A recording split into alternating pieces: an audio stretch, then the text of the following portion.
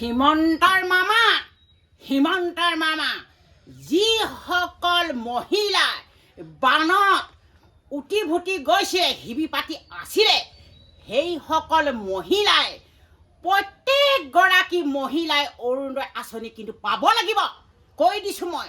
কিন্তু সেই কিগৰাকী যিমানখিনিয়ে বানপানীত আছিলে বানৰ সেইসকলে অৰুণোদয় আঁচনি পাব লাগিব।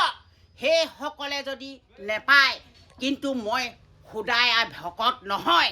কিন্তু যিসকল মহিলাই অৰুণোদয় আঁচনি যদি পাব লাগে, যিসকল বানপানী উটি গৈছিলে আৰু যে ঘৰ দুৱাৰ উটুৱাই নিলে আৰু শিবি পাতি আছিলে সেইসকল মহিলাই প্ৰত্যেকগৰাকী মহিলাই অৰুণোদয় আঁচনি পাব লাগিব।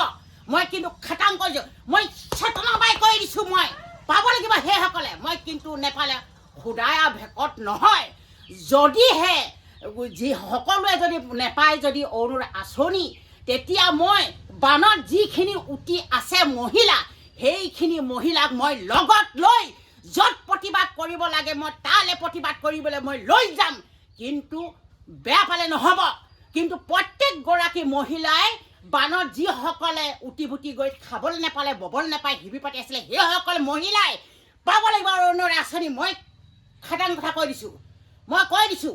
কিন্তু সেইসকল যদি মহিলাই যদি নেপায় অৰুণোদয় আঁচনি, য'ত প্ৰতিবাদ কৰিব লাগে সেইসকলক মই লৈ মই তাত প্ৰতিবাদ কৰিবলৈ যাম।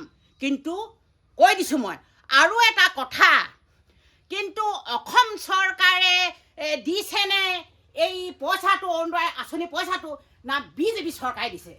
স্পষ্টীকৰণ দি দিয়ক মামা। কিন্তু ক'বলগীয়া নাই।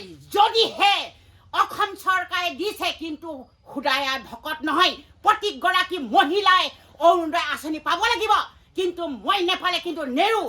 যদি স্পষ্টীকৰণ দি দিয়ে বিজেপি চৰকাৰে যদি এই অৰুণোদয় আঁচনি দিছে বুলি কয় তেতিয়া মই খাটাং কৰিছোঁ, মই কিন্তু নধৰোঁ কিন্তু দেই। সেইটো স্পষ্টীকৰণ দি দিয়ক। মই কিন্তু বহুত দুখ লাগিছে। আৰু যিসকল মহিলা দুখীয়া দৰিদ্ৰ মহিলাই কিয় পাওঁতে অৰুণোদয় আঁচনি পোৱা সেইটো কাটি দিছে? কিয় কাটি দিছে? আগত পাই আছিলে দুখীয়াসকলে যি অৰুণোদয় আঁচনি, সেই অৰুণোদয় আঁচনি কিয় কাটি দিছে? কিয় কাটি দিছে? কিন্তু মই ভাল দেখা নাই আকৌ। মই বহুত বেয়া লাগিছে মোৰ। সেইসকল দুখীয়াসকলে প্ৰথমতে দিছিলে দুখীয়া দৰিদ্ৰ বুলিয়েই অৰুণোদয় আঁচনি দিছিলে, এতিয়া কাটি দিছে। বহুত কিগৰাকী মহিলা মুখত মই এই কথাটো শুনিছোঁ।